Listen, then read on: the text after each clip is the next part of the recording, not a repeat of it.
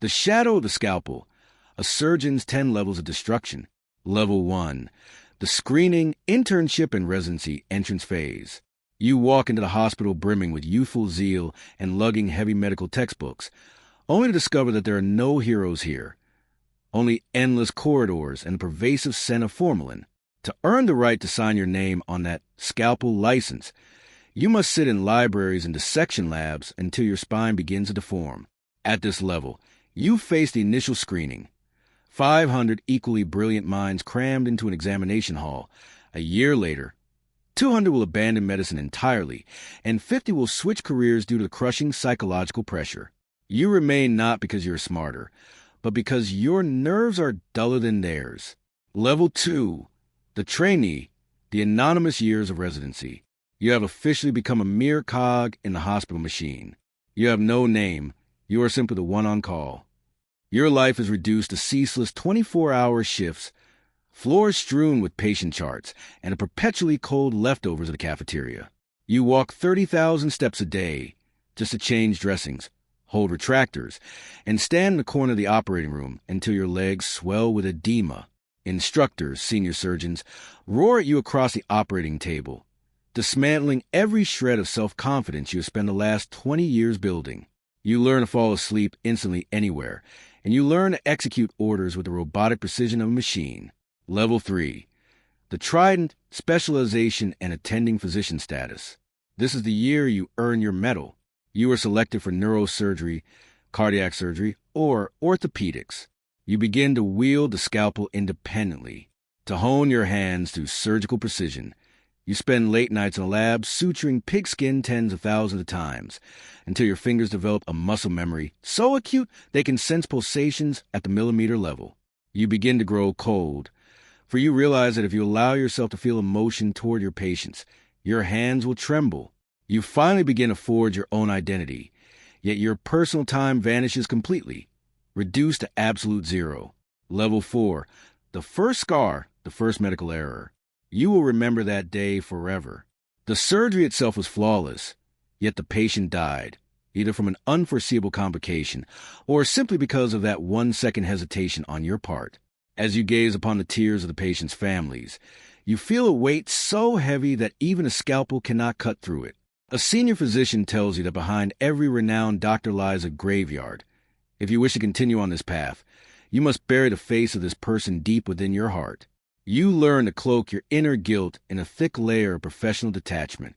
Level 5, the altar, the pinnacle of the associate/chief physician. This is the zenith of your professional career. At the operating table, you issue commands like a god, while young doctors watch your every move as if witnessing a miracle. Your name circulates among patients, and your papers are published in international journals. Yet, this also marks the beginning of your physical breakdown.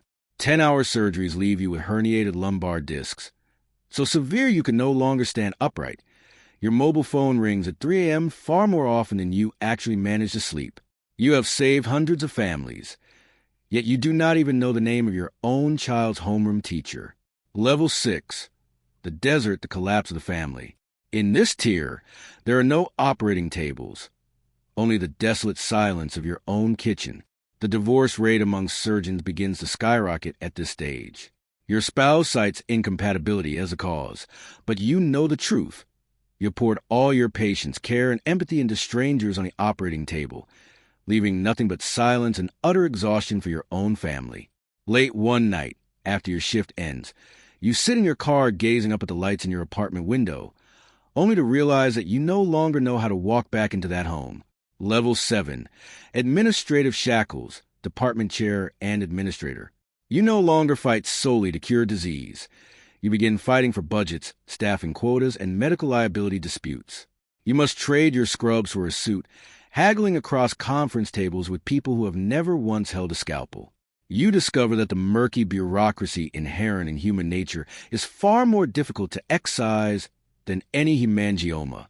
You begin to yearn for those pure days at the operating table when you faced only a single adversary, but your body can no longer endure standing for 5 consecutive hours. Level 8, the veteran, specialist clinic, and consultant. You have become a legend within the hospital.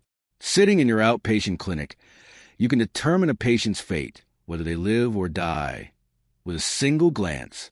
You watch a young doctor break down over a failed surgery. You walk over and gently pat their shoulder, your gaze revealing a weariness born of witnessing countless deaths. Your hands have begun to tremble slightly, though not enough to impair your diagnostic skills. Yet you know with absolute certainty, you can no longer bring yourself to cut open another human chest.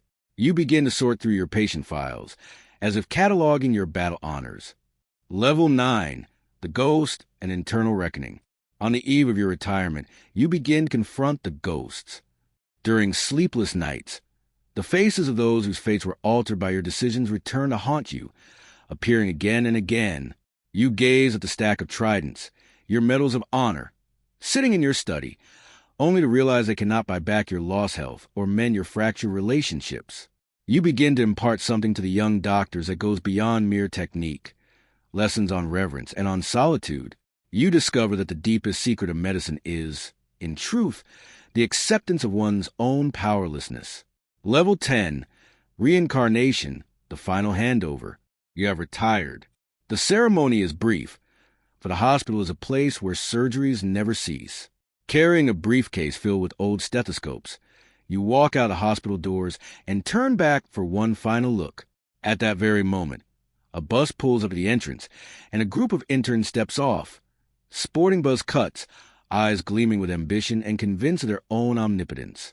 They rush into the hospital, each one dreaming of becoming a miracle worker. You watch them, as if watching your own self from 30 years ago. You smile faintly and step into the passing crowd, taking with you secrets known only to you.